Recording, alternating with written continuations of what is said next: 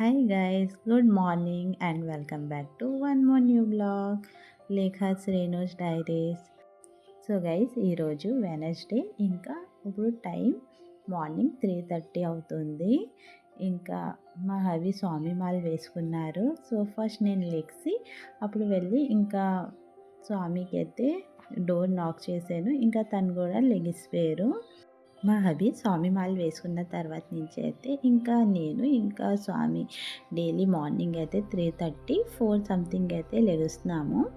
ఇంకా ఈరోజు Wednesday. So ఈరోజు ఫొటోస్ క్లీనింగ్ అవన్నీ కొంచెం ఎక్కువ వర్క్ ఉంటుంది కాబట్టి 3:30కి లెగిసాము. ఇలా అయితే 4 సంథింగ్ అయితే లెగుస్తాము. ఇంకా నేను లెగిసిన వెంటనే ఫస్ట్ డోర్ ఓపెన్ చేసి ఇంకా మార్నింగ్ చాలా చీకటిగా ఉంది, బయటికి వెళ్ళి చూసి వచ్చాను. తర్వాత రూమ్స్ అంతా ఇంకా ఫస్ట్ తుడిచేస్తున్నాను. స్వామి మాల వేసుకున్న తర్వాత నుంచి తనైతే ఫ్లోర్ మీదే పడుకుంటున్నారు. సో ఇంకా నేను ఇంకా మా జై కూడా మేము కూడా ఇంకా బెడ్ మీద అయితే పడుకోవడం లేదు, ఎందుకంటే ఇంట్లోనే పీఠం పెట్టుకున్నారు కదా. సో అందుకే అని నేను ఇంకా మా జై కూడా కింద ఫ్లోర్ మీదే పడుకుంటున్నాము. సో అందుకే అని ఇంకా మా బెడ్రూమ్ ఒకటే నేను క్లీన్ చేయట్లేదు, ఎందుకంటే మా జై పడుకున్నాడు కదా. సో ఇప్పుడు లెగిసినా మళ్ళీ మా జై అయితే పేచి పెడతాడు. నేను సౌండ్ ఏం లేకుండానే వర్క్ చేస్తున్నాను, కానీ మా జై అయితే మళ్ళీ లెగిసిపోయాడు. సో మళ్ళీ ఇప్పుడు వెళ్ళేసి మా జైకి పడుకోబెట్టి వచ్చి ఇంకా రూమ్స్ అన్నీ ఇంకా తడగొట్టి పెడుతున్నాను.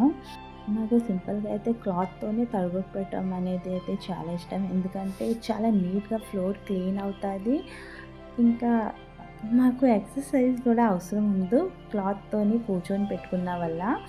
బట్ ఇప్పుడు మార్నింగ్ ఈ టైంకి పూజ అవన్నీ బేగా చేసుకోవాలి కదా.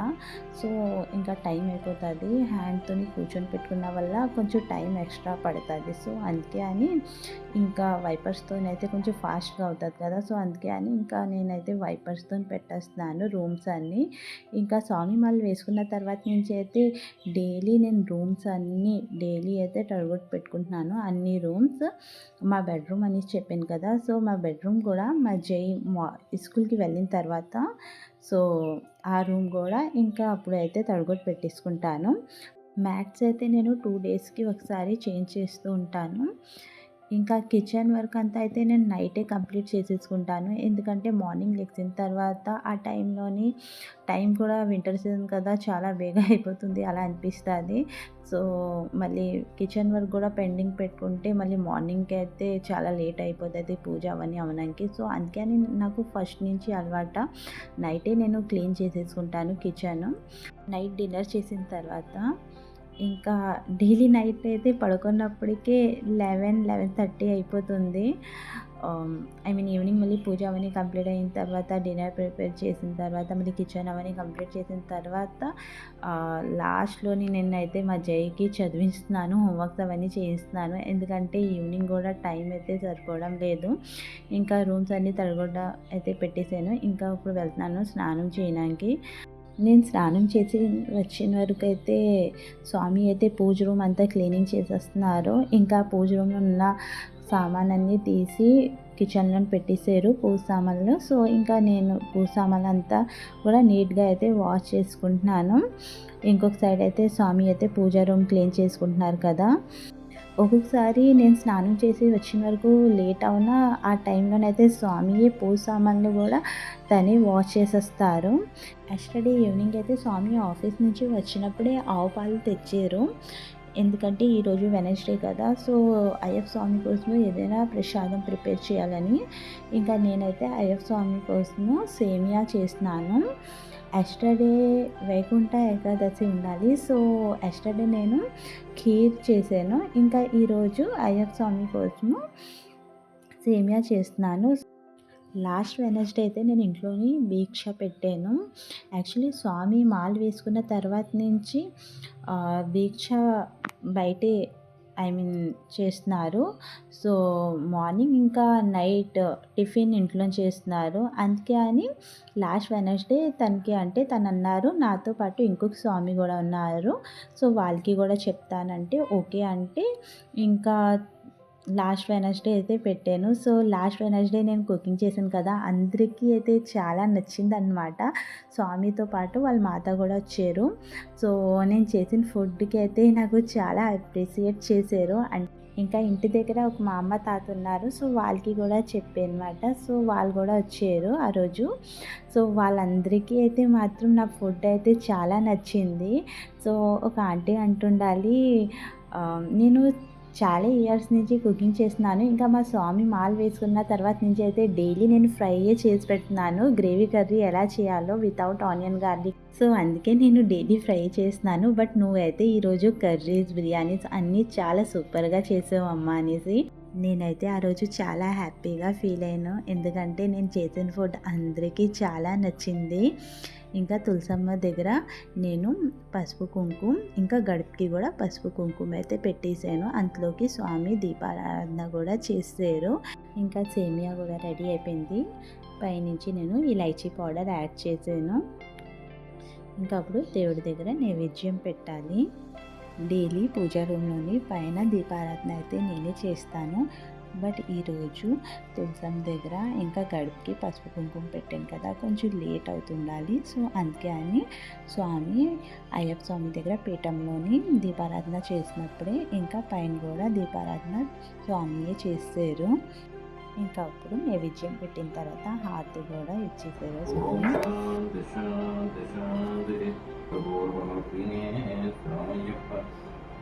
జ్యోతి స్వరూపమే శరణమయ్యప్ప, మకర జ్యోతియే శరణమయ్యప్ప, శరణవో సప్రియనే శరణమయ్యప్ప.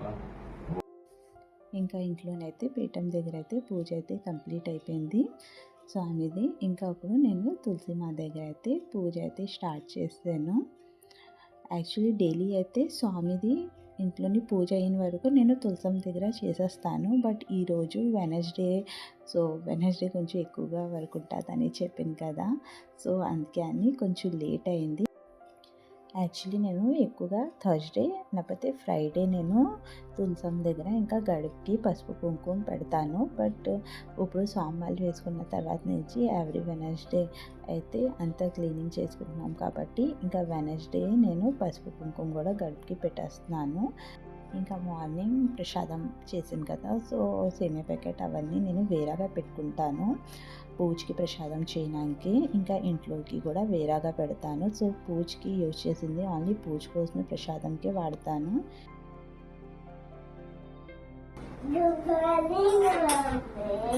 Good morning.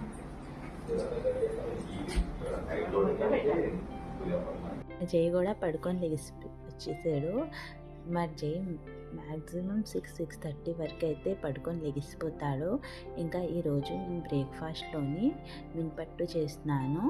ఇడ్లీ బెటర్ ఉంటుంది కదా, సో దాంట్లోని నేను కొంచెం గోధుమ పిండి, వీట్ ఫ్లోర్ యాడ్ చేసుకున్నాను.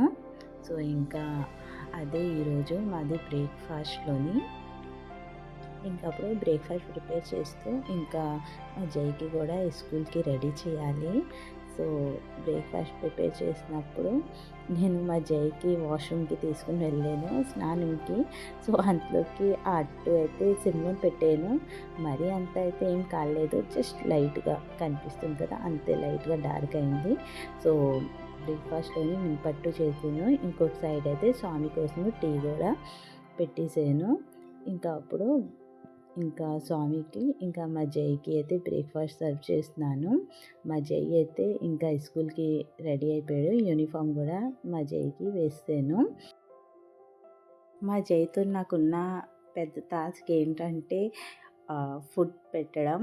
సో హోంవర్క్స్ కూడా వాడే చేసుకుంటాడు, కానీ ఫుడ్ పెట్టడం అనేది నాకు చాలా పెద్ద టాస్క్ మా జైకి. ఇంకా బ్రేక్ఫాస్ట్ పెట్టేసాను, లాస్ట్లో నేనే తినిపించాను. ఇంకా అప్పుడు మా జై కూడా ఇంకా స్కూల్కి వెళ్ళిపోయాడు.